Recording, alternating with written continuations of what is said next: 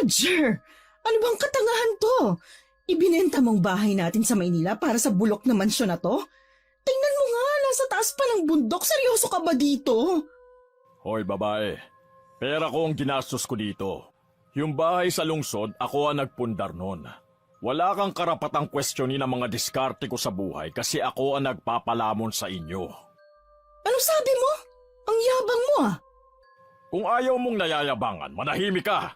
At kung ayaw mo dito, pues umalis ka. Hindi kita pipigilan. Pera ko ang lahat ng ginagastos ko. Yan ang lagi mong itatak dyan sa kukote mo. Sana naman pumili ka ng maayos na bahay, hindi yung ganitong itsura. Bukod sa luma na, para nang dinaanan ng 10,000 digmaan. Tingnan mo nga itong mga dingding oh. Puro tisa na, halos malagas. At saka, amoy lupa. Bakit dito pa? At saan mo gusto? Doon sa dati nating bahay? Akala mo ba hindi ko alam kung ano ang mga pinaggagawa mo doon habang nasa trabaho ako? Alam ko, Telma. May lalaki ka. At yun ang hindi mo maiwan. Ginagawa mo lang dahilan ng itsura ng mansyon na to para makumbinsi mo ko na bumalik sa lungsod. Huwag mo nga akong akusahan ng ganyang mga kababawan. Baka nakakalimutan mo na kung hindi tayo ipinagkasundo ng mga magulang natin, hindi naman ikaw ang makakatuluyan ko. Napakamanas ko at ikaw ang napangasawa ko eh. Ang hina ng diskarte mo sa buhay, palagi kang palpak. Wala ka nang ginawang tama. Tignan mo to oh. Sa tingin mo ba magandang investment tong binili mong bahay? Patawa ka. Sapakin kaya kita nang matigil ng pagbubunganga mo. Pumasok na tayo sa loob na makapaglinis na tayo ng bahay. Mama, Papa, tingnan niyo oh. May kapitbahay po tayo. Hoy, ikaw Rafael. Tumigil ka nga dyan sa kakaturo mo. Baka mamaya ay mabati ka pa ng kung ano dyan. Wala tayo sa syudad. Alam mo ba na sa mga lugar na ganito ay maraming multo saka mga maligno? Tse, tumigil ka nga dyan.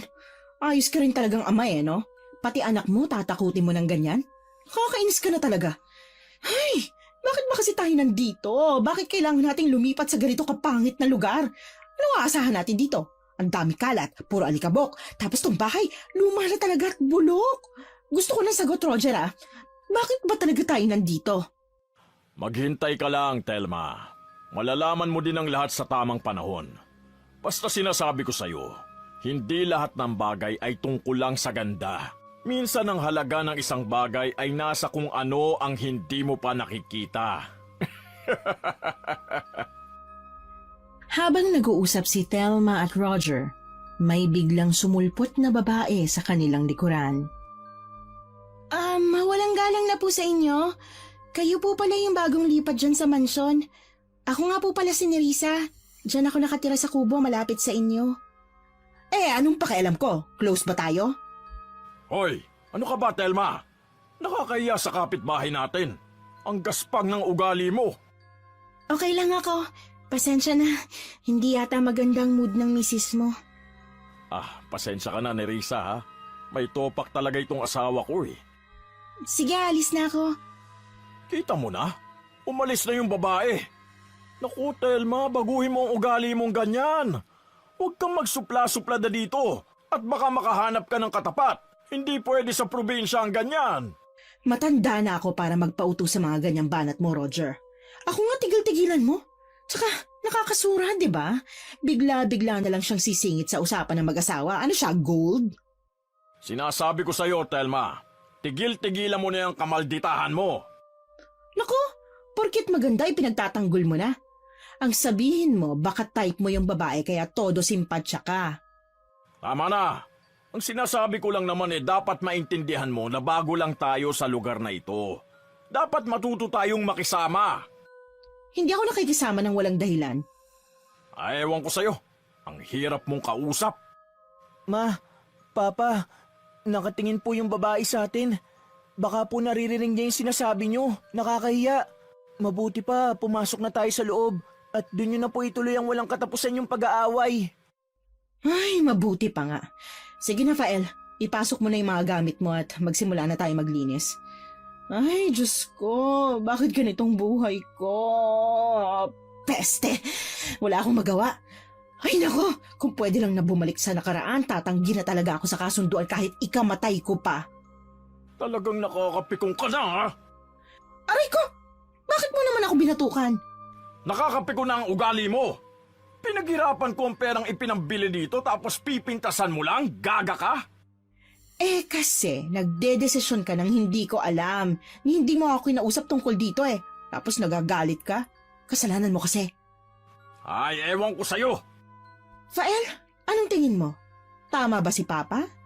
Wala bang karapatan ng isang misis na malaman ng mga desisyon na gagawin ng kanyang asawa? Dapat po nag-uusap kayo ng maayos. Buti pa tong anak mo. Ay, salamat naman at hindi siya nagmana sa'yo. Pero kung ayaw nyo naman sa bagong bahay natin pwede naman po kayong maghanap ng iba, di ba? Tama ang anak natin, Telma. Isa ka pa. Palagi kang kumakampi sa ama mo, kaya lumalaki yung ulo niyan eh. Kita mo na, pati anak mo inaaway mo na. Tama naman ang sinabi ni Fael eh. Kung ayaw mo, di bumili ka ng sayo. Ay, ewan, magsama kayong dalawa. Mabilis na naglakad ang ginang papasok sa bago nilang bahay. Panay naman ang buntong hininga ni Roger at tila nagtitimpi pa rin sa pagiging bungangera ng kanyang asawa. Samantalang si Fael naman ay palipat-lipat ang tingin sa kanyang mga magulang. Si Fael ay edad 19 na taong gulang na. Nakasanayan na rin niya ang palaging pagbabangayan ng mga magulang niya. Kahit noong bata pa man siya ay palaging tungkol sa pera ang kanilang pinag-aawayan. Bagamat may kaya ay hindi nakapagtapos ng kolehiyo ang binata dahil noong nag-aaral siya ay nagkaroon ng isang malaking problema ang kanyang ama. Nasangkot ito sa pagpapatayo ng isang iligal na pasugalan. Nakulong ang kanyang ama noon pero nakalabas din dahil sa mga koneksyon. Nagpatuloy sa mga iligal na gawain ng kanyang ama. Kaya naman batid niya na ang paglipat nila sa isang baryo sa Sorsogon ay may kinalaman na naman sa sugal at pera. Hindi nga lang niya matukoy ang eksaktong dahilan pero kinakabahan ng binata sa mga kinikilos ni Mang Roger.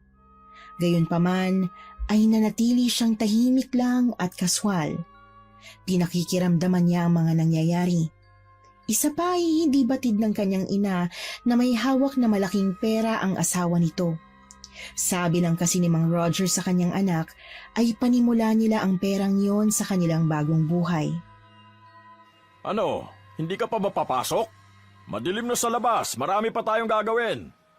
Susunod na po ako, Papa. Bilisan mo nang matapos tayo na maaga para hindi na natin kailangan magpuyat.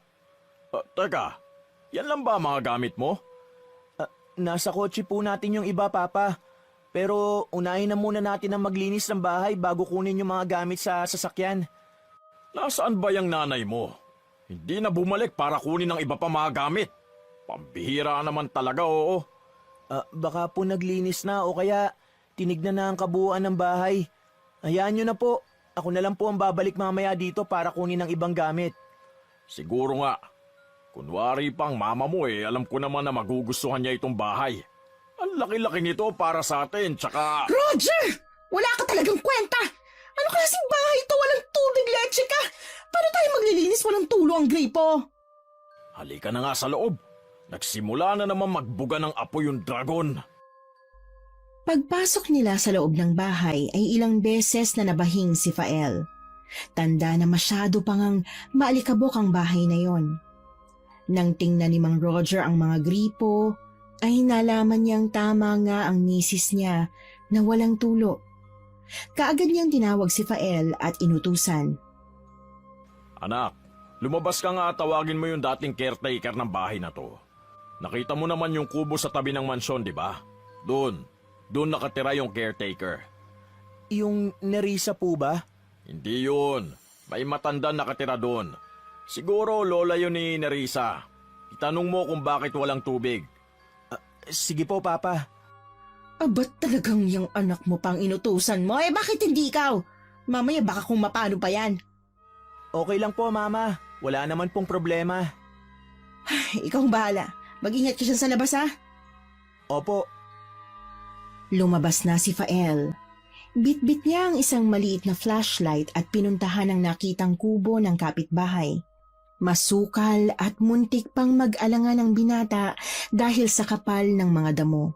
Natakot siya dahil baka kung may anong biglang lumitaw mula doon, lalo na ang ahas na labis niyang kinatatakutan. Ngunit nilakasan niya ang kanyang loob dahil layo niyang maresolba ang kanilang problema tungkol sa tubig dahil alam niya na mas malaking problema ang pagbubunganga ng kanyang ina kapag nasimulan na naman ito na magreklamo. Nang sa wakas ay narating niya na ang entrada ng bakuran ng kubong iyon, agad siyang tumawag at nakita niya si Nerissa na kasalukuyang nangunguha ng mga sinampay sa labas. Tao po, magandang gabi sa inyo. Ikaw yung kasama ng bagong titira sa mansyon, diba? Oo, ako si Rafael, anak nila ako. Anong kailangan mo? Ba't ka nandito? Gabi na. Inutusan kasi ako ni Papa kung pwede ko daw bang kausapin yung dating caretaker ng mansyon.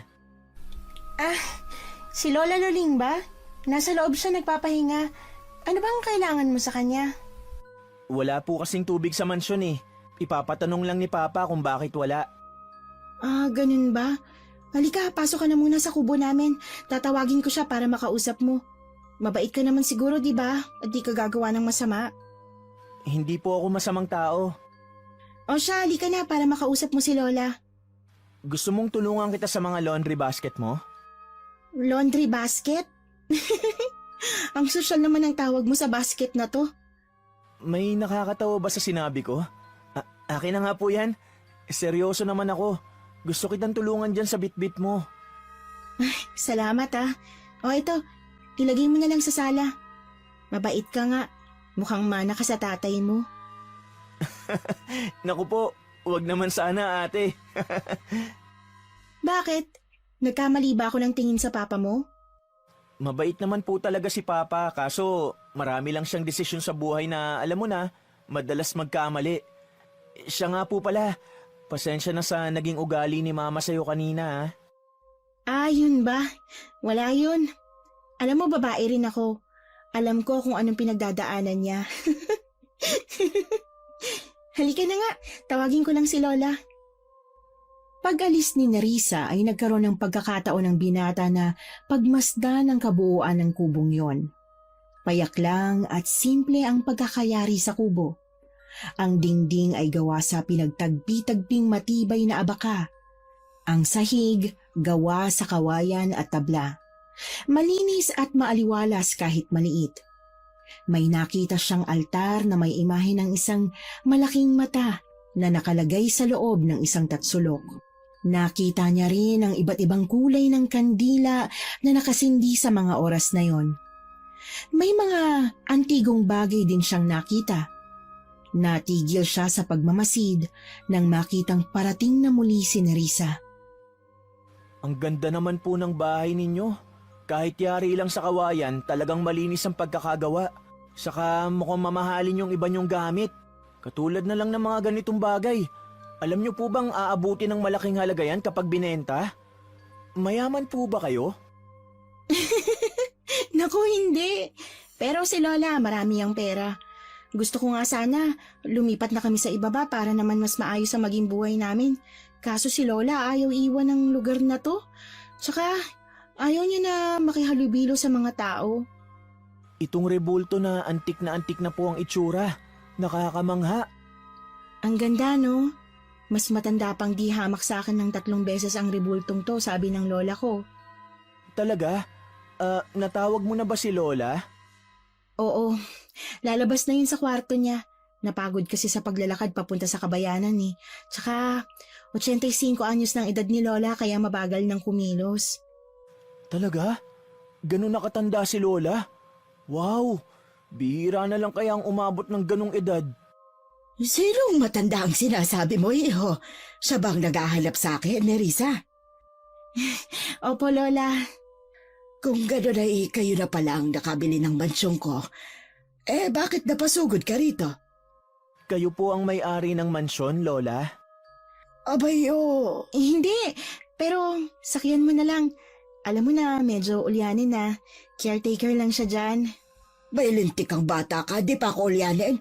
Akala mo di kita naririnig. Ikaw, bakit ka ba napasugod dito? Ano kailangan mo? Ipinatatanong po kasi ni Papa kung bakit wala pong tubig ang mga gripo sa loob ng mansyon. Pasensya na ka mo.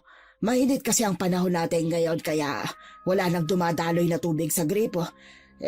Meron namang pamalit sa pwede nating pagkunan ng tubig pansamantala. Pero ang balon sa likod ng mansyon, malinis yon at presko dahil bukal. Lola, ang mabuti pa po, sumama na kayo sa akin para maituro po ninyo sa amin ang bukal. Si Mama po kasi mahirap paliwanagan yun eh. Baka po uminit pa ang ulo. Ay, siya, tayo na. Kailangan pa naman palagi ng tubig. Pasensya na talaga at hindi ko na ipaliwanag sa papa mo ang isyu ng mansyon.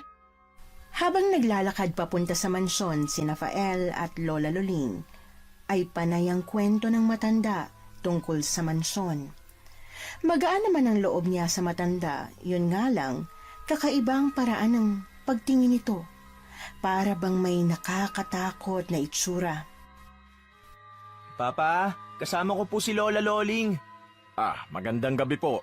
Tungkol po sana sa tubig. Matagal nang walang tulo ang mga gripo dito sa mansyon. Sa tagal na rin kasi at sa init ng panahon baka nasira na ang mga tubo. Matagal na rin namin yung di ginagamit dito. Pero merong magandang kuhaan ng tubig dito. Sa may bandang likod may bukal. Malinis yun. Pwede pa ngang mainuman. Ito na nga bang sinasabi ko, Roger? Palpa ka talaga. Ay, naku! Kayo naman ho, Lola. Sana bago kayo magbenta ng isang property, sana siguruhin nyo naman na maayos. Seryoso ba to? Walang gripo? Ay, pasensya na po kayo, ma'am. Hindi ko kasi nasabi ito noon kay sir, nakalimutan ko ho. Nakalimutan o sinadya nyo? Kasi ang gusto mo lang maibenta na tong bulok na mansyon.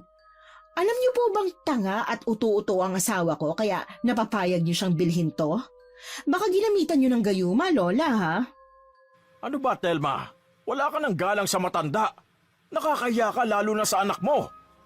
Pasensya na kayo, Lola, ha? Huwag kayong mag-alala, sir. Pasensya na talaga. Ibalik na lang ninyo ang pera ng asawa ko at aalis na kami sa bulok na mansyon na to. Ang creepy. Parang hindi ako tatagal sa bahay na to. Ma, sumusobra na kayo. Igalang niyo naman po si Lola Loling. Nakakahiya naman kayo eh. Aba, Fael! Siya ang dapat mahiya sa atin. Palpak ang binenta niyang mansyon tapos sakto ang perang binayad ng ama mo sa kanya. Aba, hindi naman yata tama yon. Kahit pa, Mama. Wala na po sa lugar ang mga sinasabi niyo. Ay, ewan! Kayo na nga makipag-usap sa matandang yan. Dapat lang.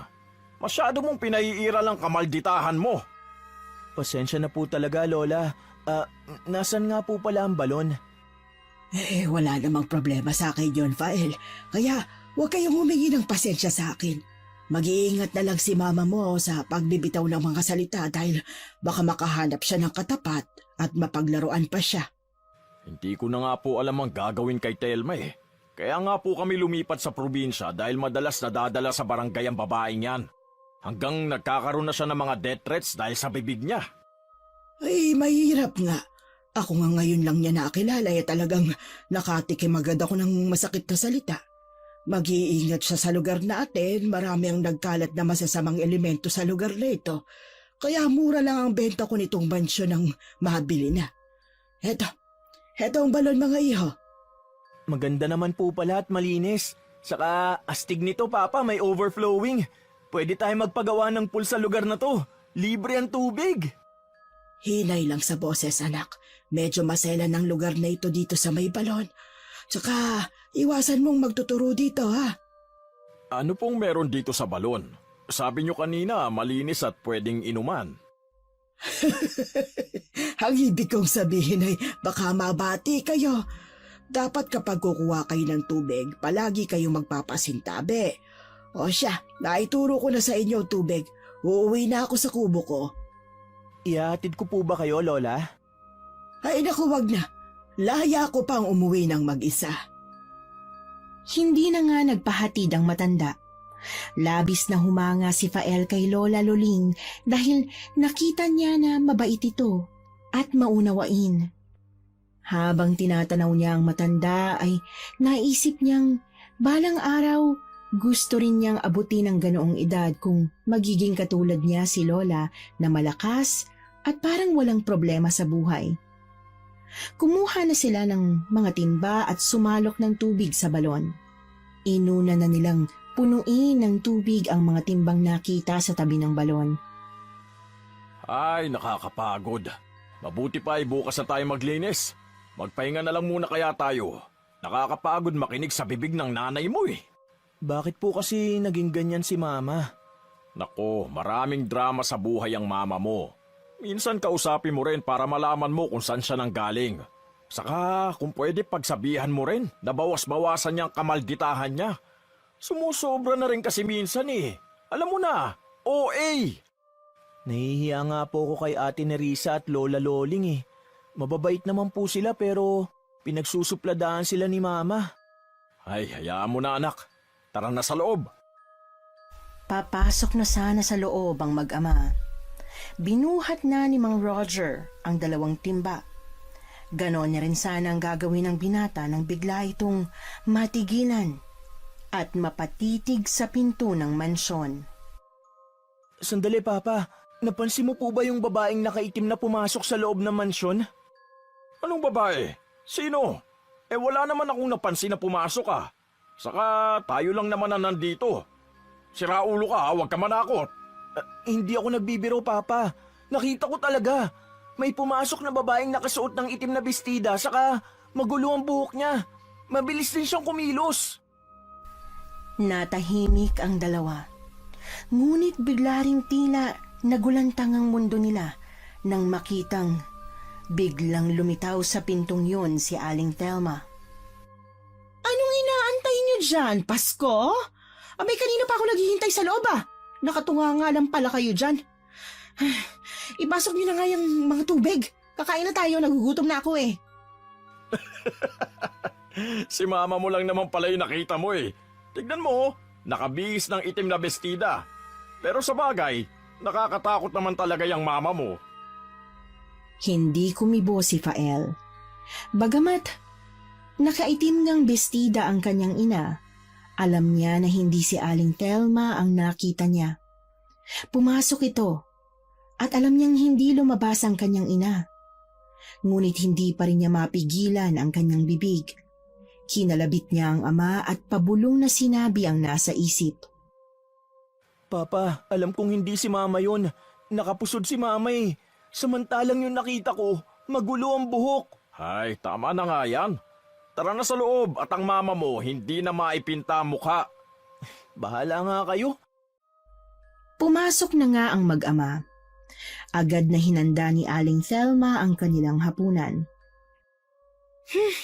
Mabuti na lang pala't naisipan ko pa kaninang mag-take out ng pagkain. Nako, kung hindi baka nga tayo ngayon. Kaya nga po, Mama, mabuti na lang din at paborito kong binili nyo. Ang sarap, busog na naman ako nito. Siya nga pala, Papa. Saan ang kwarto ko dito? Pumili ka na lang ng gusto mo. 8 ang kwarto nito kaya kahit ano dyan, pwede. Wow, ang dami palang kwarto dito. Pero kung saan po kayo magkakwarto yung kalapit na lang din po ang sa akin. Ayoko po dun sa malayo sa inyo. Hindi ko pa naman kabisado ang bahay na to. O sige anak, ikaw ang bahala. Nagpatuloy sa hapunan ang mag-anak. Nang matapos sila ay inutusan na ni Thelma ang kanyang mag-ama na magsimulang magpagpag ng kanilang hihigaan. Itinuro na rin ito ang maleta kung saan nakalagay ang mga blanket at kumot, pati na ang kanilang mga unan. Pag natapos ka na sa paglilinis, Fael, matulog ka na rin ha. Para maaga kang magising bukas at tutulungan mo na ako sa paglilinis pa. Nakakapagod ang araw na to. Gusto ko na rin magpahinga. Mas pagod ako sa bunganga mo. Sumimangot naman bigla ang mama ni Fael sa sinabing yun ni Roger. Siya naman ay pumasok na rin sa itinuro niyang silid sa katabing kwarto ng mga magulang. Iniwan na nila ang ginang sa kusina at naghanap ng magandang kwarto para sa kanila. Napili ng papa niya ang pinakaunang kwarto sa itaas ng mansyon sa 2 palapag. Kaya si Fael ay pinili naman ang pangalawa. Ang mga silid ay parang nasa linya ng isang mahabang pathway. Pakiramdam ni Fael ay nasa isang lumang ospital siya at anumang oras ay may dadaang pasyente na nakasakay sa isang stretcher at duguan. Dahil sa isipin yon, agad niyang binuksan ang napiling silid. Namilog ang mga mata niya nang makita ang kabuuan nun. Ay, grabe. Ang ganda naman pala ng silid na to. Saka malinis. Hindi ko naman pala kailangan maglinis eh. Ang astig, hindi ko to inaasahan. Nilapitan ng binata ang kanyang kama. Natuwa siya nang malamang napakalambot nito at mabango. May nakita siyang mga aparador at isang lumang baul na nakalagay sa tabi nito. Ano kayang laman ng baul na yun? Nabili na ni Papa to, kaya kung ano man ang narito sa bahay, pag-aari na namin. At dahil akin ang kwartong to, akin ang baul na yan. Sana ginto ang laman. Matignan nga. Binuksan ni Fael ang takip ng lumang baul. Nakita niya sa loob ang may kalumaan ng tukarol. Isang bote na nilagyan ng telang katsya at palaran ng kintab ng sigarilyo. Sa palagay niya ay matagal nang nakastak sa loob ng baul ang mga bagay na yon. Bahagya pa siyang nadismaya dahil para sa kanya, walang pakinabang ang mga bagay na yon. Nang muli niya itong halughugin, ay nakita pa niya ang isang lumang bote na kulay berde at upos ng tabako. Ano bang tinitignan mo dyan? Pa! Naku naman, nakakagulat naman ho kayo. Ano ba kasing ginagawa mo dyan? Nakita ko po kasi itong baul na to, Papa. Akala ko baul ng kayamanan. Tignan nyo, ang ganda-ganda pa naman ang disenyo nito sa labas. Tapos ganito lang ang laman. Bakit? Ano ba nakalagay? Mga basura po. Tignan nyo, mga upos ng sigarilyo at basag na bote. Huwag mo munang pakialaman yan. Malamang kaya nilagayan dyan ng may-ari, may sentimental value yan sa kanya. Mabuti pa, isara mo na lang yan. At itatago ko na lang bukas sa bodega para kung sakaling kunin ng may-ari, maibigay natin ang buo sa kanya. Ginawa ni Fael ang sinabi ng kanyang ama. Ngunit upang hindi na maging palamuti sa mata niya ang bagay na yon, ay binuhat niya ito upang ilagay sa itaas ng aparador. Ngunit sa pag-angat niya ng bagay, ay may nahulog na kwintas at may palamuti itong susi. Ang kanyang ama ang naunang nakapansin sa kwintas na yon. Tignan mo ang bagay na to, Fael, oh. Parang susi. Para saan kaya to? Patingin nga, Papa. Oo nga, no. Sigurado akong may susian to. Ano kaya yun? Wow, exciting ah. Tama. Nakakaintriga nga ang bagay na to. Ibaba mo nga yung baul at tignan natin kung may iba pa tayong makikita dyan. Sige po, Papa. Muli nilang binuksan ang baul at hinalungkat pa ang ilang bagay na naroon. Nakakita sila ng isang maliit na kahon. Oh, eto. May susian. Subukan mo nga kung kasya. Ano kayang laman yan? Hala, kumasya, Papa. Patingin? Teka, ako na ang magbubukas. Ano pong laman? Teka lang, di ka naman makapaghintay eh. Ano ba to? Parang libro na maliit. May nakapintang bulaklak na parang yung sa disenyo ng baul. Buksan mo yung libro, Papa, para makita natin kung anong nasa loob. Hindi ko naman mabasa. Bukod kasi sa maliliit ang letra, nakasulat pa ito sa ibang lengguwahe. Tignan mo, may mga drawing pa oh. Ibalik na nga lang din natin yan, Papa. Mukhang wala din naman niyang kwenta eh. Muli ngang ibinalik ng mag-ama ang lahat ng laman ng baul at inilagay na ng binata ito sa taas ng aparador. Nang matapos ay inayos na ng binata ang kama at muling humiga. Nakita niya ang ama na nakamasid sa kanyang kwarto.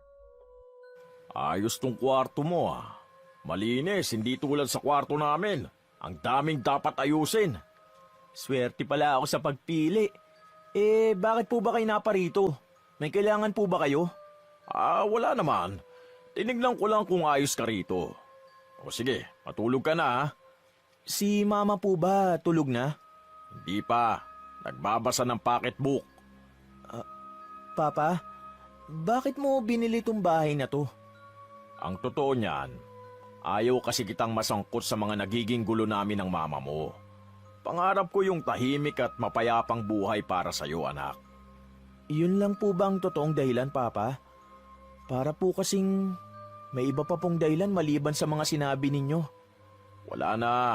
Sige na, matulog ka na.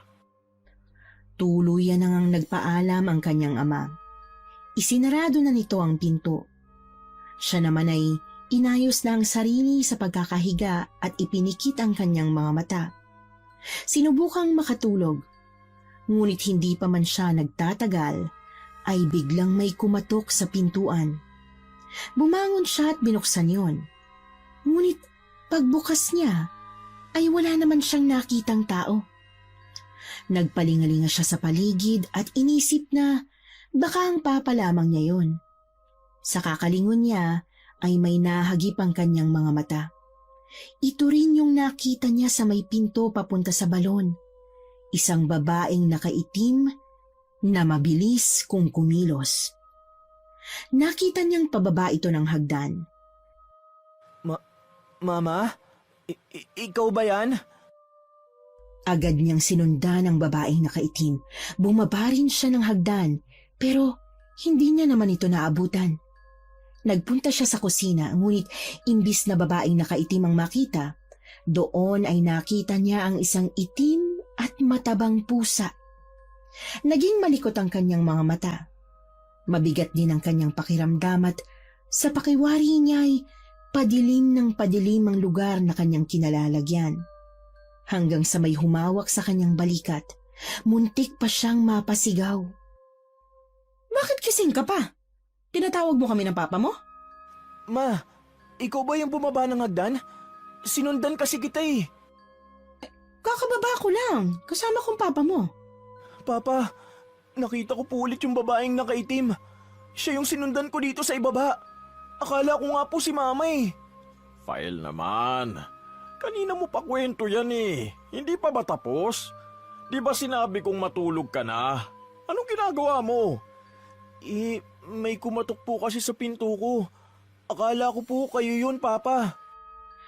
Narinig ko rin nga na may kumato, kaya nga bumangon ako. Tapos paglabas ko ng pinto, doon ko nakita si Fael, kaya sumunod ako. Dahil ang akala ko, inaatake na naman siya ng kanyang sakit na sleepwalking. Sabi ko naman sa inyo, Papa eh. Hindi ako nagbibiro sa nakita ko. Mama, natatakot ako. Aba, ibang level na yan ha. Kayo mag-ina. Gumagawa na kayo ng mga kwentong katatakutan. Para ano? Para umalis tayo dito at maghanap ng bagong matitirahan? Ganun ba? Ikaw, Fael, bawas-bawasan mo ang pagbabasa ng mga horror na comics nang hindi ka nagkakaganyan. Ay nako, anak, naniniwala ako sa'yo. Itong ama mo na to, iwan na lang sa silid niya. Doon ako matutulog sa kwarto mo pansamantala habang di pa nauuntog ang papa mo sa katangahan niya. Sinabi ng may kumatok ayaw pang maniwala. Baka ikaw lang naman ang kumakatok sa pinto ng anak mo. Tinatakot mo lang para may kakampi kang umalis sa bahay na to. Ay, tara na nga, Fael. Hindi na tayo mananalo sa katwiran ng ama mo. Nilampasan lang ni Fael at Thelma ang nakatayong si Roger. Pagdating nila sa kwarto, ay tumabi sa kanya ang kanyang ina. Binantayan siya nitong matulog hanggang sa dapuan na rin ito ng antok. Kinabukasan ay nakarinig si Fael ng tunog ng nagwawalis sa labas. Boses din ng kanyang ina, na inaaway na naman ang kanyang ama. Pagbukas niya ng pinto, sumalubong sa kanya ang makapal na usok mula sa nasusunog na basura. Binaybay niya ang daan papunta sa labas. Ay, mabuti naman at nagising na ang senyorito. Abi, usapan gigising ng maaga para makapaglinis ng bulok na mansyon, pero tirik na ang araw saka nang bumangon. Ano ba naman yan, Fael? Kasalanan mo din naman eh. Katabi mo na nga sa higaan, hindi mo pa sinabay sa iyong paggising. Maghihilamos lang po ako, Mama. Bilisan mo at marami pa tayong gagawin. Lilinisin din natin ang palibot ng balon para malinis ang iinuman natin. Teka, paano ba yung braso mo at parang namamaga? Mukhang nakagat ng ipis ah. Ngayon ko lang din po napansin, Mama. Pero hindi naman po masakit. Sige po.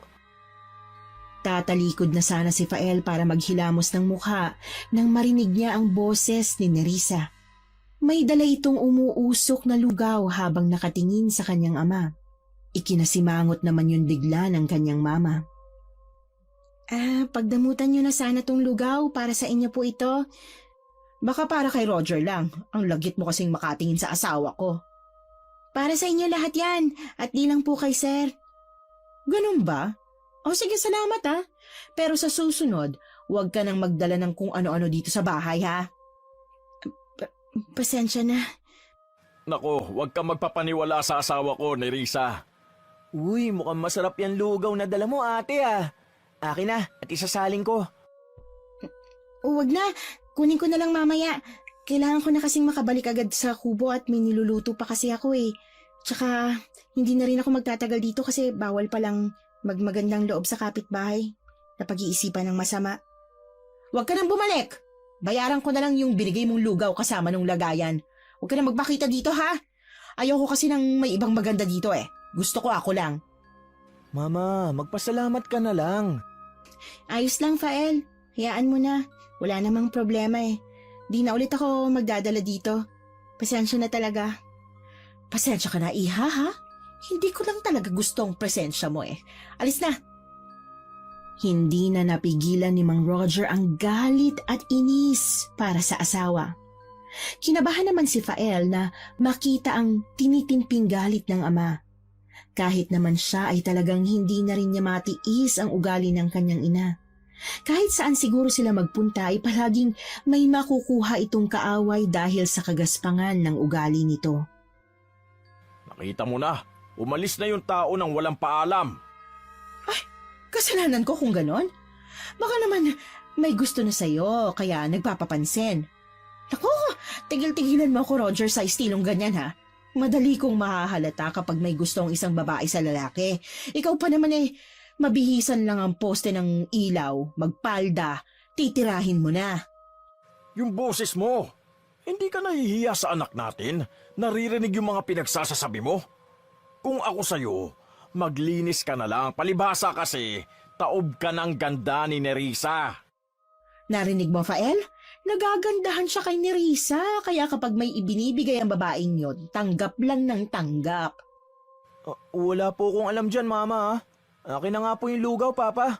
At ipapasok ko na po sa loob. Ay, sasama na ako sa'yo anak, nang matikman ko kung gaano kasarap yan. Sige, magkampihan lang kayo. Tinalikuran na ng mag-ama ang nagsasalita pang si Thelma. Inilapag na muna ni Fael ang mangkok na may lamang lugaw, saka naghati silang mag-ama. Ang sarap naman ito, Papa. Kaya nga, ang daming sahog. Sarap! Ang bait po ng mga kapitbahay natin, no, Papa? Kaya lang, si Mama eh. Natigilan ang mag-ama nang makarinig ng malalakas na sigawan sa labas ng mansyon. Teka, itabi mo nga muna itong pagkain natin. At parang may kaaway ang mama mo sa labas. Naku, boses ni Lola Loling yun ah. Bilisan niyo, Papa. Galit na galit ang boses ni Thelma nang madatnan yon ni Rafael. Itinuturo pa nito ang hawak na walis sa matanda. Mama? Ano na naman bang ikinagagalit mo, ha, Thelma? Kasi itong matandang to, sumugod sa akin. Ano raw ang ginawa ko sa apo niya at umuwi raw na umiiyak? Abay, malay ko sa kadramahan ng babaeng yon. Inano ko ba siya? Hindi mo dapat pinapasama ang loob ng apo ko. Dahil ayaw kong sumpungin siya ng sakit niya. Nakikiusap ako sa'yo. Hindi mo ba naiintindihan yon? Abat, kasalanan ko na maarte ang apo ninyo? Inano ko ba siya, ha? Wala akong ginawang masama sa kanya. Kaya pwede, manahimik kayo at huwag agad-agad na nambibintang. Tama na, Thelma. Hindi ka pa ba napapagod sa sama ng pag-uugali mo? Bakit ka ba ganyan? Ang problema kasi sa'yo, palagi mo nalang pinapalabas na ako yung mali. Kung hindi sila nagpunta sa bakuran ko, di sana walang gulo. Hindi na ako magugulat kung isang araw pagising mo, namamagana ang bibig mo, di kaya pinalaki ang dila mo. Masyado kang masakit magsalita sa tao. makakahanap ka rin ng katapat mo. Hoy, tanda! Huwag mo akong pinagbabantaan ng ganyan. Sanay na ako. Kaya nga kami napunta rito dahil sa pagbabanta ng pagpatay sa akin. Gusto ko lang malaman mo na hindi na e-epekto sa akin ang banta mo. Mama, tumigil na kayo! Ikaw ang tumigil! Inuutosan mo ko anak lang kita. Itong matandang tong sumugod, na pagsabihan lang ng konti, nagbabanta na. Hindi ako nagbabanta. Sinasabi ko lang kung anong nangyayari sa mga taong masasama ang tabas ng dila. Makaalis na nga. Ay, bumalik ka rito, hoy! Tanda! Hindi pa tayo tapos mag-usap ah! Wala na akong magagawa pa sa ugali mo. Tama si Lola Loling. Sana'y makahanap ka ng katapat. Isa ka pa. Pareho kayo ng anak mo. Ayoko na magwales, nakakasira kayo ng araw. Pesteng buhay to, oo. Itinapon ni Aling Thelma ang hawak nitong walis sa dibdib ni Mang Roger. Halos hindi naman makapaniwala si Fael sa ipinakitang ugali na yon ng kanyang ina. Naiwan na lang sila na nakatanaw sa kubo ng matanda. Gusto niya itong puntahan upang ihingi ng tawad ang inasal ng kanyang ina. Nakakahiya sa maglola, anak. Ako rin po, Papay. Naawa ako kay ate ni Risa. Hindi yata siya sanay na napagsasalitaan ng ganun. Kaya siguro dinibdib niya ang mga sinabi ni Mama. Walang malakas ang dibdib kapag ang mama mo nagsalita. Ang inaalala ko lang yung mga sinabi ng matanda kanina. Bigla kasi akong kinabahan sa mga narinig ko Ako rin po, Papa. Nakita ko po yung galit sa mata ni Lola. Agad na tumalikod si Mang Roger kay Fael habang hawak ang walis. Itinuloy nito ang paglilinis at ganun din ang ginawa ni Fael. Paminsan-minsan ay sumasagi sa kanyang isipan ang mga nasabi ng matanda para sa kanyang ina. Takot ang siyang naghari dahil may posibilidad na magkatotoo ang banta nito. Kinagabihan ay hindi dalawin ng antok si Fael. Nakatingin lang ito sa kisame habang ang kaliwang kamay ay nakapatong sa noo nito. Habang nasa kalagitnaan siya ng pag-iisip ay nakarinig siya ng impit na pag-iyak. Nagmumula yun sa kwarto ng kanyang mga magulang. Agad namang napabalikwas siya ng bangon saka tinungo ang pinto ng silid ng kanyang mama at papa. Pagbukas niya ng pinto ay tumambad sa kanya ang ina niyang walang tigil sa kauungol. Akala niya'y nananaginip lang ito pero nang tingnan ang mukha nito ay nagulat siya sa mga nakita. Mama! Hala, Papa, si Mama! Gising, Papa! Ano ba yun at nagsisisigaw ka dyan? Tignan niyo, Papa! Yung mukha ni Mama namamaga! Namumulat na kasarado ang kanyang dalawang mga mata! Ay, Diyos ko! Ano nangyayari sa'yo? Masakit. Masakit na masakit ang mukha ko. Wala akong makita, Roger. Masakit din ang labi ko. Maitim at batik-batik ang mukha mo. May mga tubig. Oh, bakit? Ano ba nakain mo? Wala akong kinain. Natulog lang ako na maaga kasi masama nga ang pakiramdam ko. Tapos eto, ang sakit na ng mukha ko.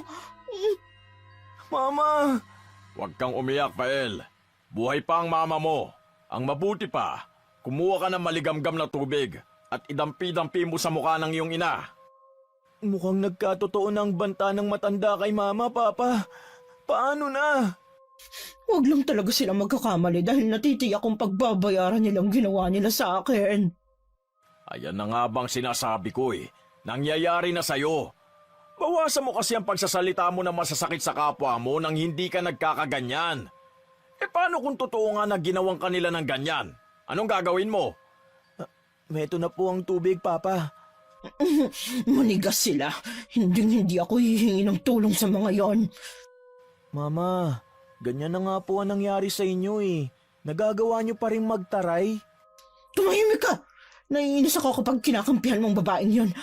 Ako ang nanay mo, kaya sa akin ka dapat pumanig. Si Mama talaga? Mukhang hindi na magbabago. Alam mo, mabuti pa. Pupuntahan ko si Lola Loling para puntahan ka. Baka sakaling alam niya ang gamot dyan sa mukha mo. Tanga ka ba? Hindi pa ba malinaw sa'yo na sila ang may gawa nito sa akin? Kampon sila ng demonyo, kilunam nila ako. Aba, Telma, hindi tama ang magbintang. Napakabait ng matandang yon para sabihan mo na isa siyang mangkukulam. Alam mo kung bakit ka nagkaganyan? Kasi masama ang ugali mo. Deserve mo yan. Talaga ba? Deserve ko? Anong tawag sa mga pinagagagawa mo? Wow! Ang perfect mo ah! Kung di ko pa alam, may tinatago kang dahilan kung bakit tayo nandito. Malaman ko lang yung Roger. Lagot ka talaga sa akin. Walang paalam na umalis si Fael sa harap ng kanyang mga magulang. Hindi na niya kayang tiisin ang ugali ng kanyang ina. Ngunit sa pag-alis niyang yon ay nahagip muli ng kanyang mga mata ang itim na pusa. Titig na titig ito sa kanya. Nanlamig ang kanyang pakiramdam. Kinikilabutan siya. Pero mabuti na lang nakasunod na sa kanya ang ama na may bitbit na palanggana. Oh, anong ginagawa mo dyan? Ba't ka nakatayo lang? Iyong pusa, Papa. Natatakot ako sa kanya. Tigilan mo nga yan. Ba't ba gustong-gusto mong tinatakot ang sarili mo?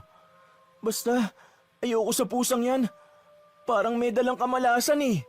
Gawin mo na ang lahat ng kailangan mong gawin dito sa kusina, ha? At pagkatapos, puntahan mo ang mama mo at alagaan. Masama talaga ang pakiramdam niya. Si Mama naman kasi. Bago tumalikod ay muling tiningnan ni Fael ang pusa.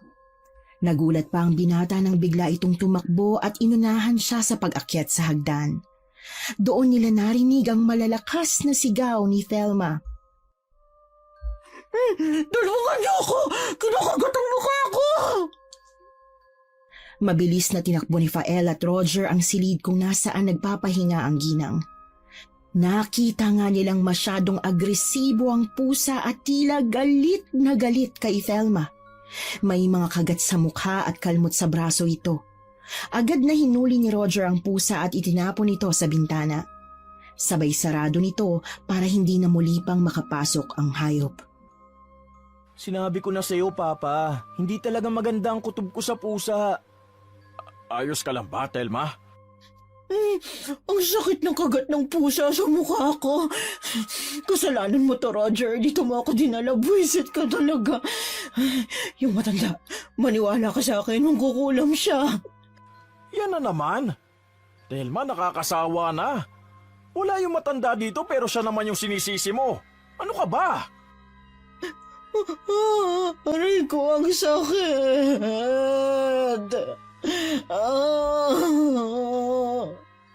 Wala po ba tayong gagawin, Papa?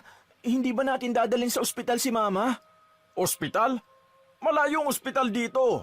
Albularyo lang ang meron. At si Lola Loling isang albularyo.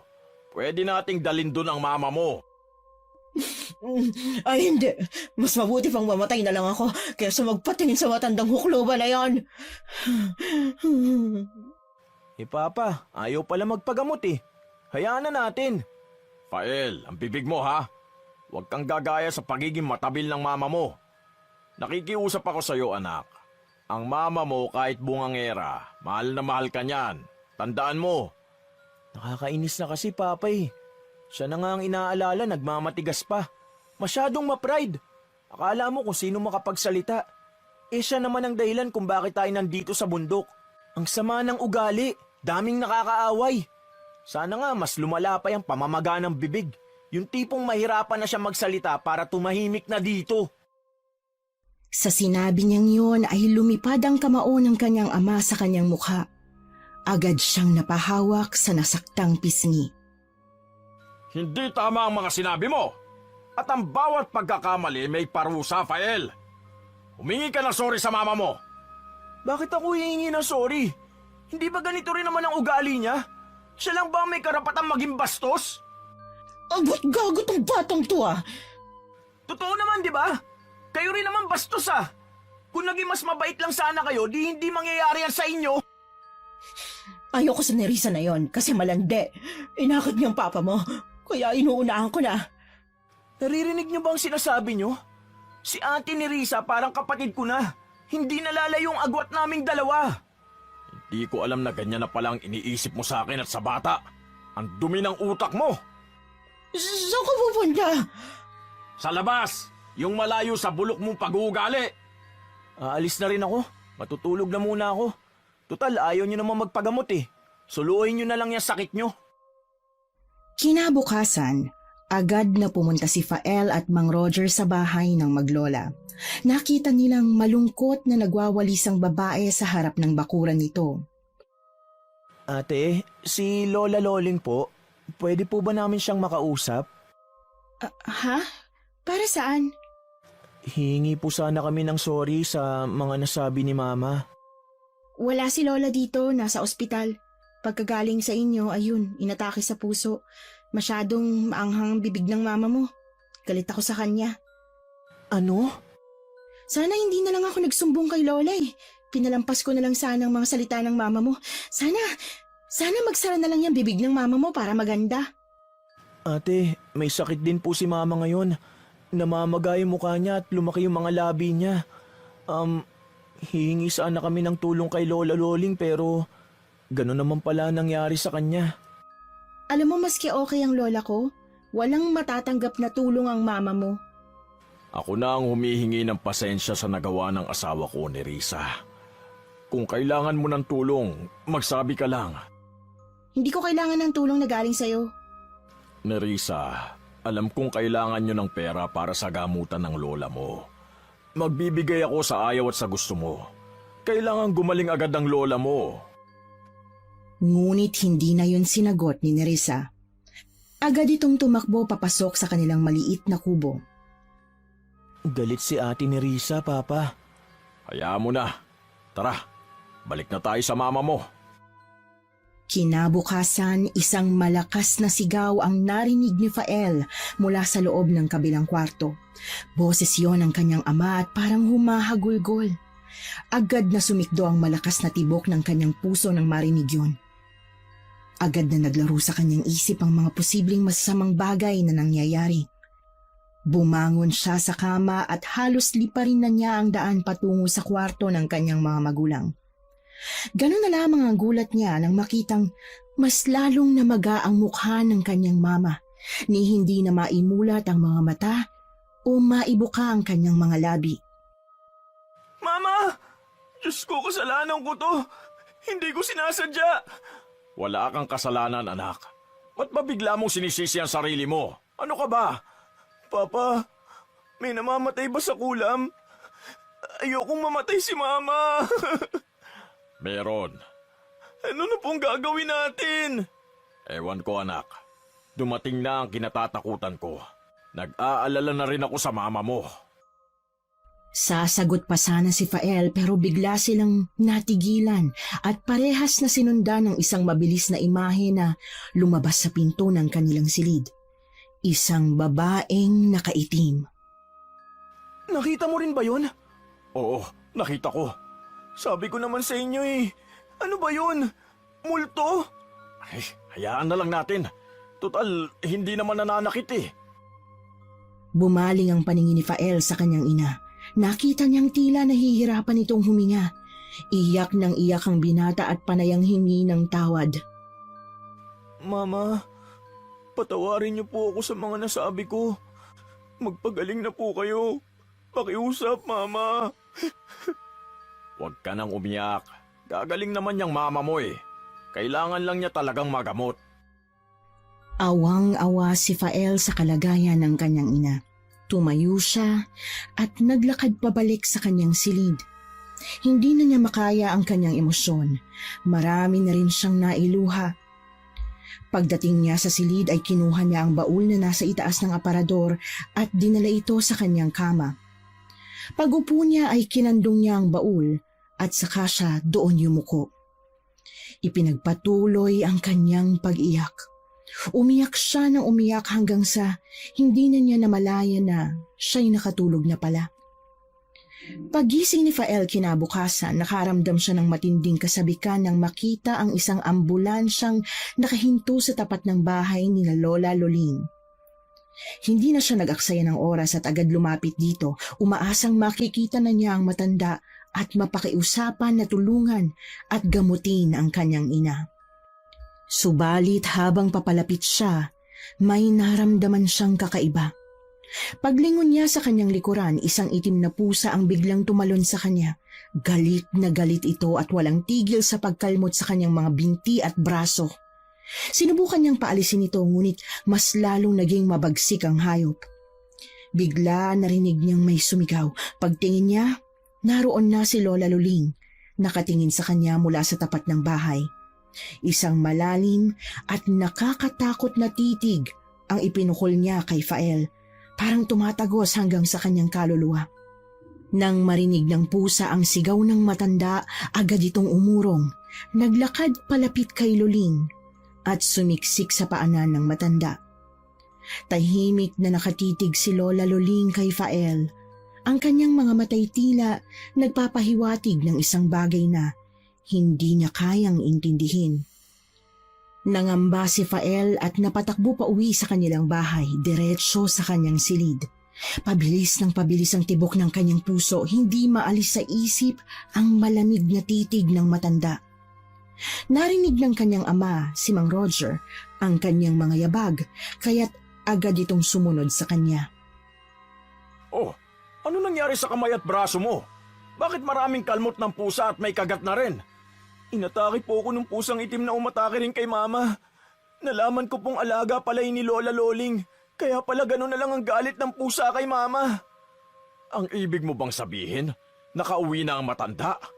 Kailangan makausap ko siya para sa ikagagaling ng mama mo. Kumusta na po pala si Mama? Ganun pa rin, walang pagbabago. Ako na pala ang gagamot dyan sa sugat mo. Alam mo anak, nagtataka ako sa braso mong yan. Parang hindi kagat ng ipis yan eh. Parang sinadyang tusukin ng matulis na bagay. Parang karayom. Ipis lang po talaga to, Papa. Napatay ko pa nga po eh. Nakakapagtaka lang at ang tagal pong gumaling. Pero mas matindi po ang nangyari kay Mama kaysa sa akin. Ako na lang po kaya ang makipag-usap kay Lola. Kung ikaw ang makakapagpalambot sa puso ng matanda, o bakit hindi? Natatakot po ko, Papa. Paano kung hindi na gumaling si Mama? Kasalanan ko po ito, Papa. Paano mo naman magiging kasalanan? Ikaw ba ang kumulam sa kanya? Hindi naman, di ba?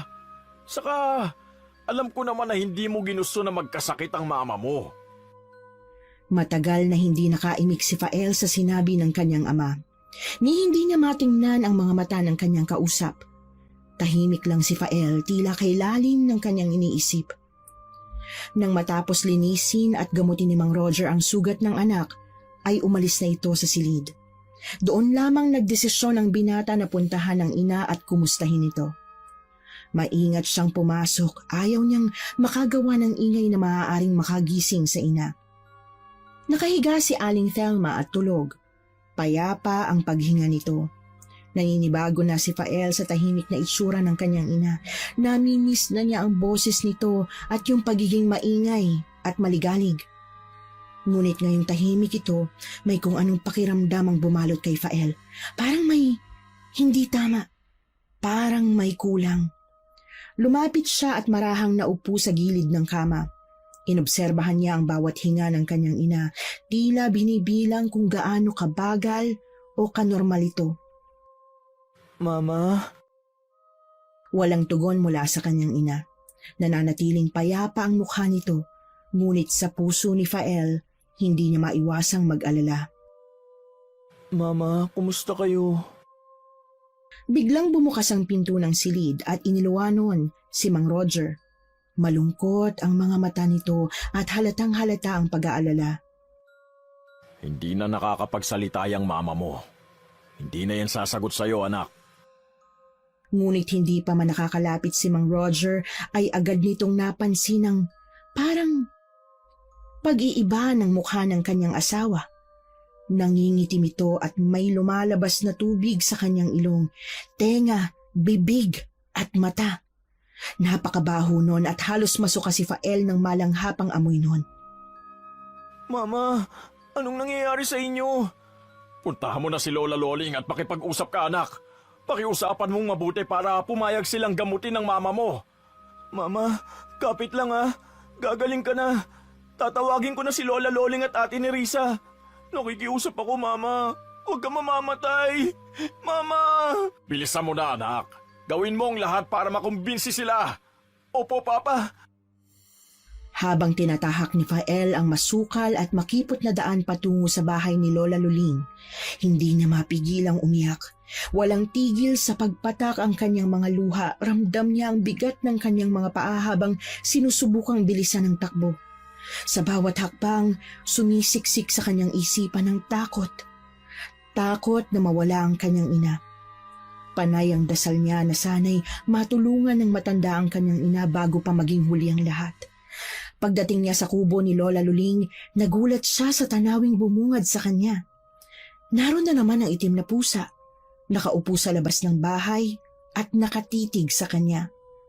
Ang mga mata nito'y malamlam ngunit tila nagbabanta. Para bang alam ng pusa ang takot ni Fael at ito mismo ang pumipigil sa kanya na makalapit.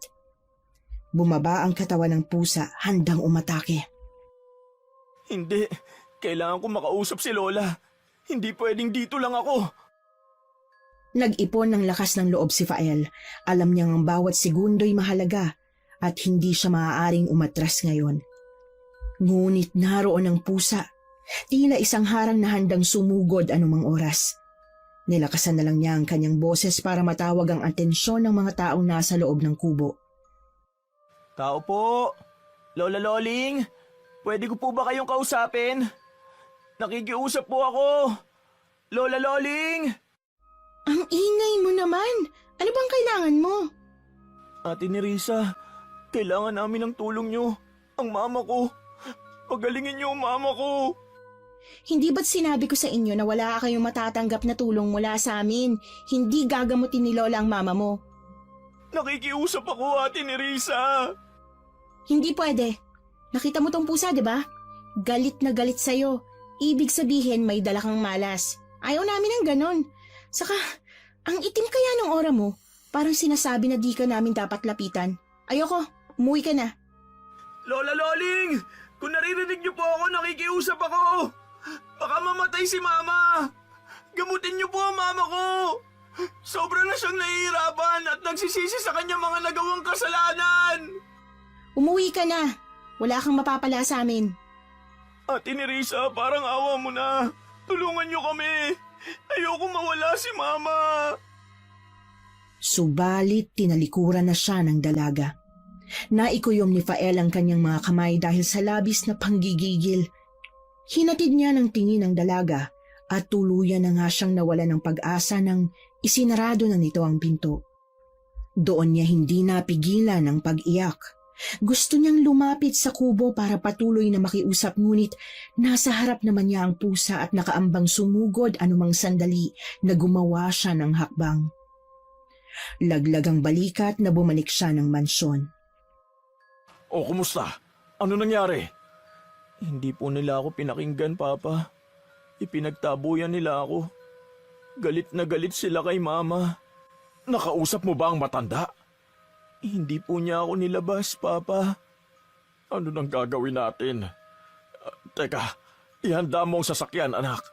Dadalhin natin sa ospital ang mama mo. Sigurado ba kayo dyan, Papa? Napansin ni Mang Roger ang panginginig sa tinig ng kanyang anak. Malinaw na wala na silang oras para maghintay pa.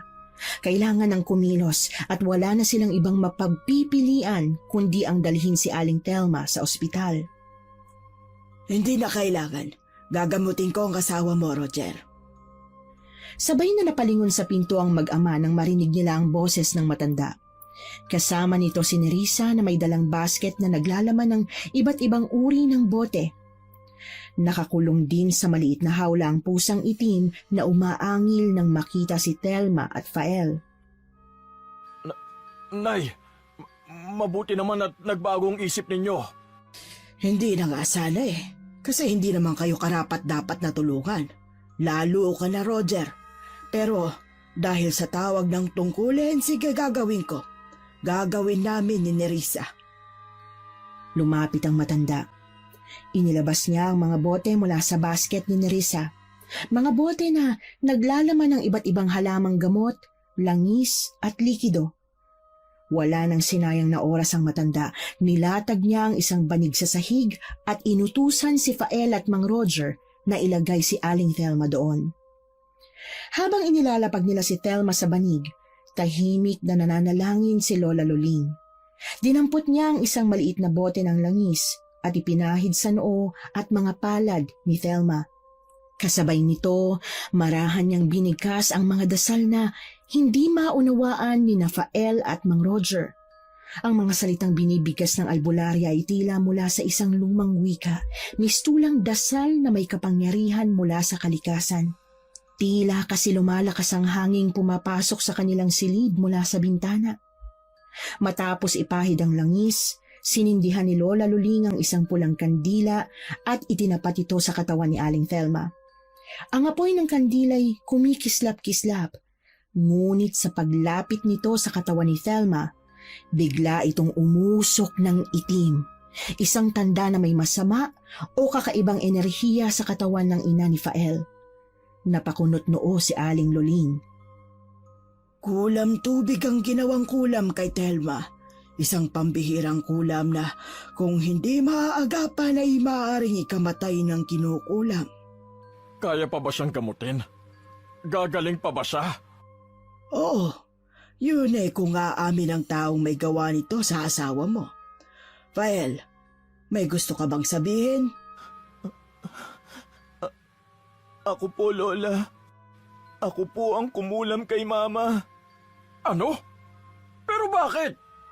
Gusto ko lang po kasing bigyan ng leksyon si Mama. Hindi ko na po kasi matagalan yung ugali niya. Yung pagiging masungit at bungangera.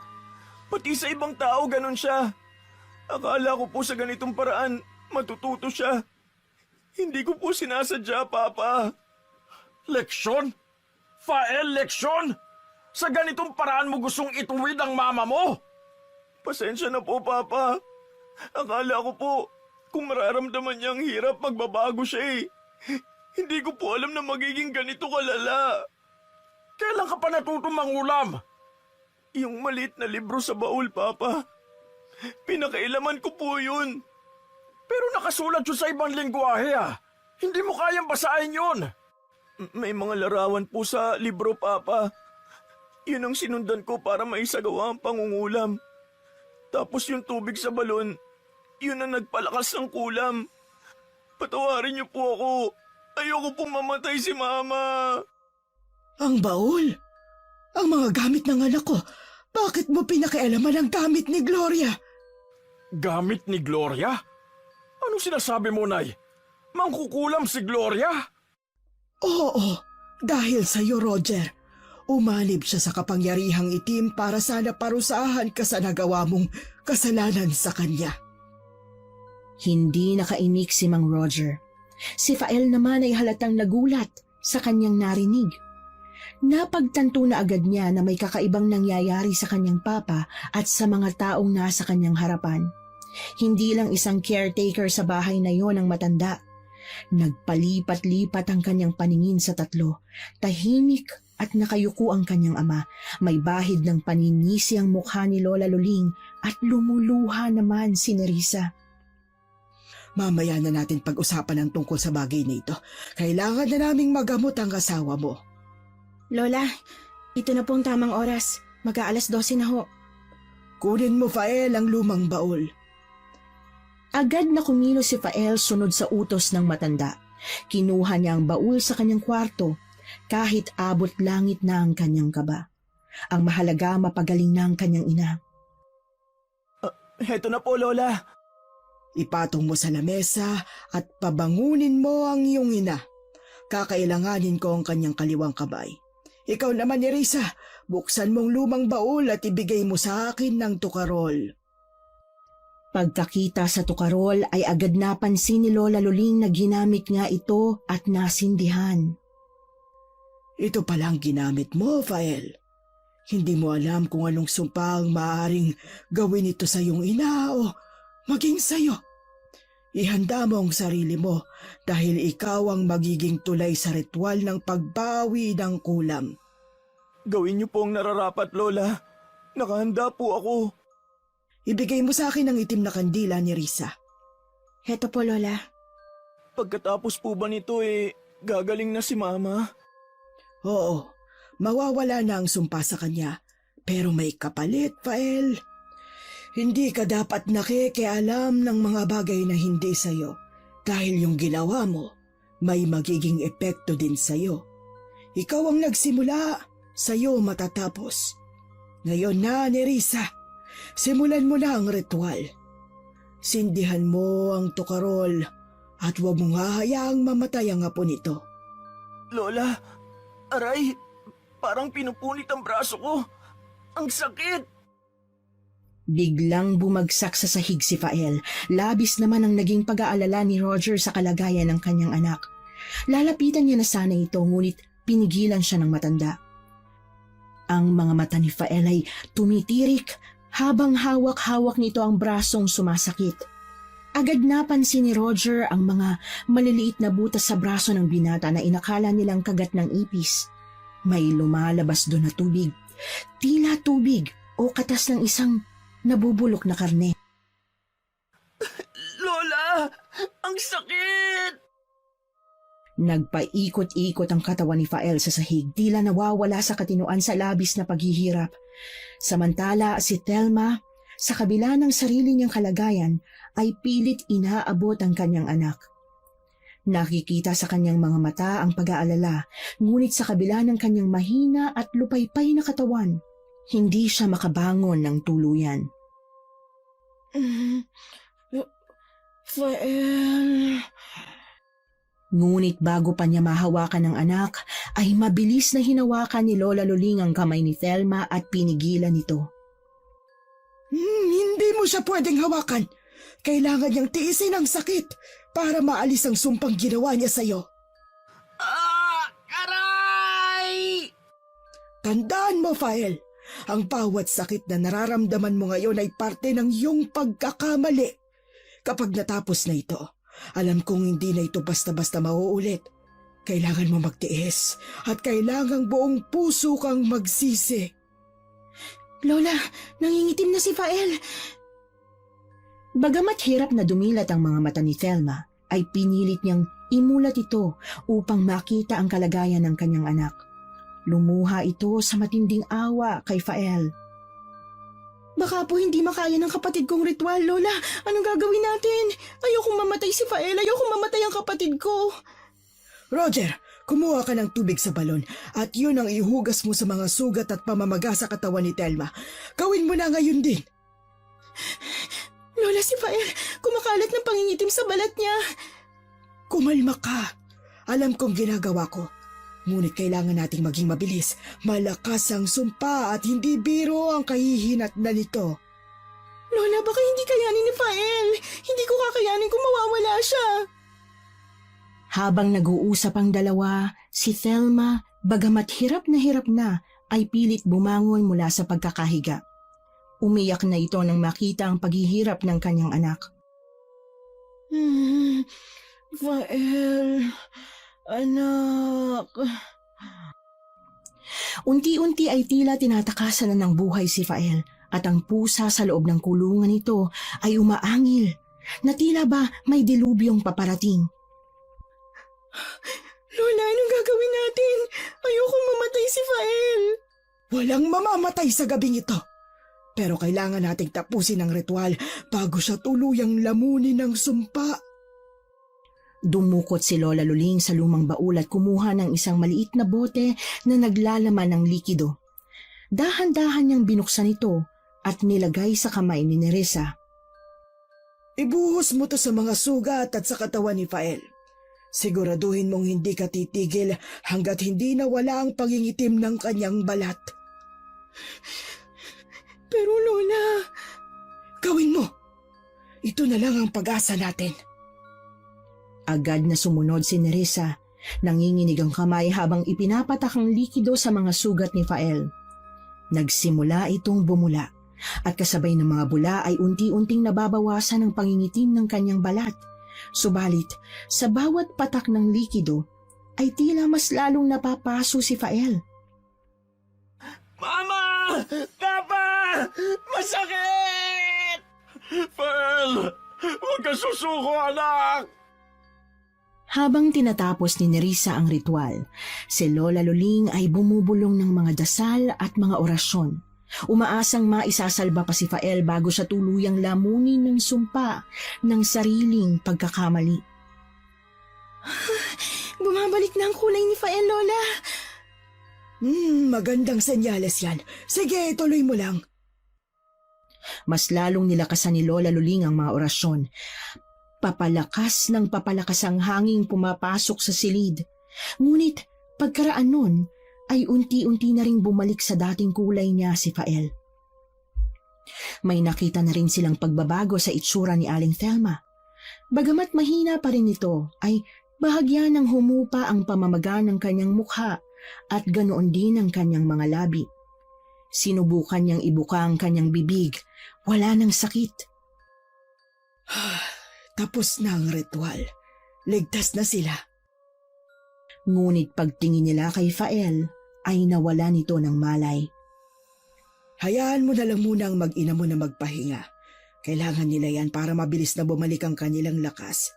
Iiwan ko ang 2 botelya ng langis na ito at siyang ipanggagamot mo pa rin sa kanilang mga sugat. Salamat, Nay. Salamat po. Ginawa ko lang ang tama. Ayusin mo ang pamilya mo, ha? Pagsabihan mo ang anak mo na wag na itong uulitin, ayokong maulit na naman yung nangyari sa aking anak. Patawarin niyo po ako.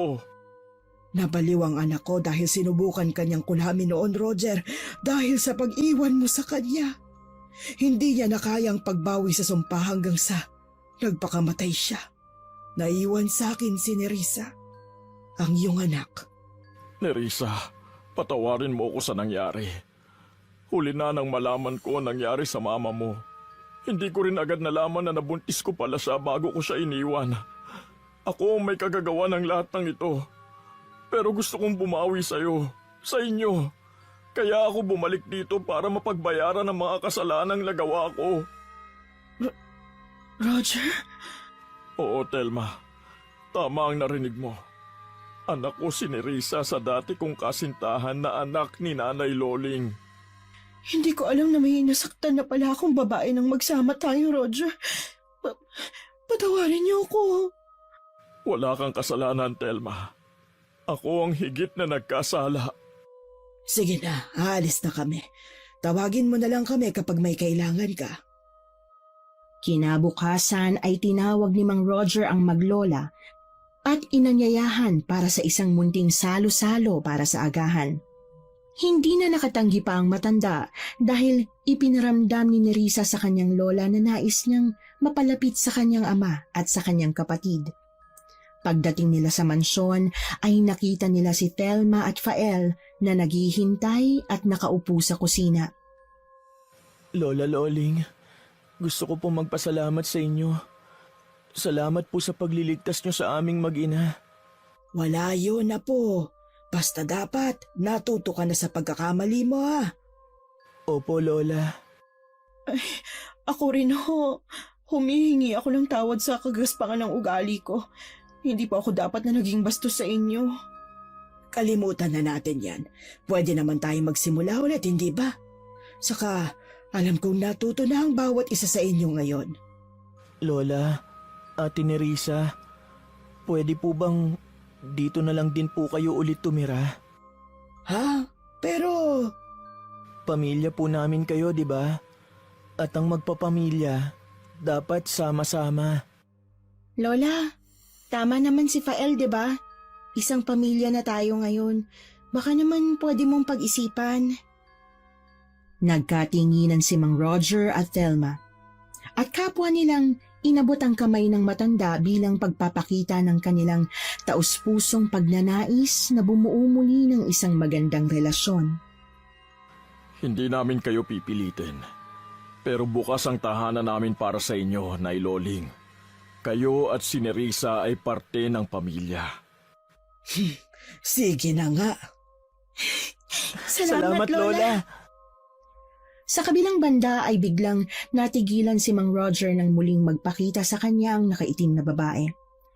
Nakilala niya ito, lalo na't ipinakita nito sa kanya ang kanyang maaliwalas na mukha na nakangiti. Napangiti na rin si Mang Roger at napabulong ng isang maikling pasasalamat. Alam niya sa mga oras na yon matatahimik na rin ang kaluluwa ni Gloria. Ang araw na yon ang simula ng pagbabago. Masaya nilang nalampasan ang mga pagsubok na dumating at natutunan na rin nila ang halaga ng pagmamahal at kapatawaran. Sa araw din yun napagtanto ng pamilya na ang pagpapatawad ay kayang-kayang maghilom sa kahit anumang sugat gaano man ito kalalim. Nagsimula silang magtiwala, magtulungan at mahalin ang isa't isa. Naging mas lalong matibay pa ang kanilang samahan at hindi na hinayaan kailanman na muling bumangon ng anumang klase ng galit na maaaring makasira sa kanilang pamilya. Pamilya. Pamilya. Pamilya. Pamilya. Pamilya. Pamilya. Pamilya.